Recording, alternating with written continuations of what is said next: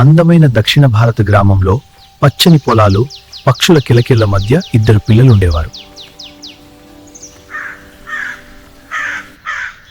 సాక్షి రా, మామిడి చెట్టు దగ్గరికి ఆడుకుందాం. వస్తున్నా అన్నయ్య. అన్నయ్య, ఈ రోజు చాలా సంతోషంగా ఉంది. అవును సాక్షి, నాకు కూడా చాలా బాగుంది. మనం ఆ చెట్టు దగ్గరికి వెళ్దాం. సరే. అన్నయ్య, ఆ పెద్ద మామిడికాయ నాకు కావాలి. అది చాలా ఎత్తులో ఉంది సాక్షి, కానీ నీకోసం తీస్తాను.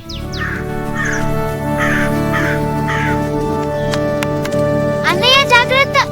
ఎలాంటి టెన్షన్ లేదు, నేను తీస్తాను.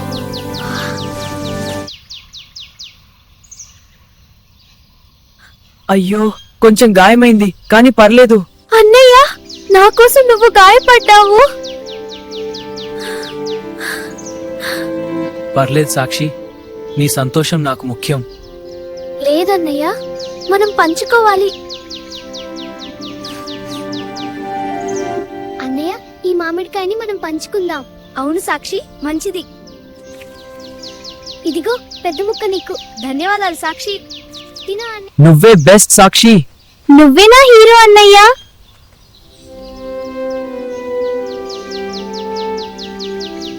ప్రేమ అంటే కాపాడటం, పంచుకోవడం.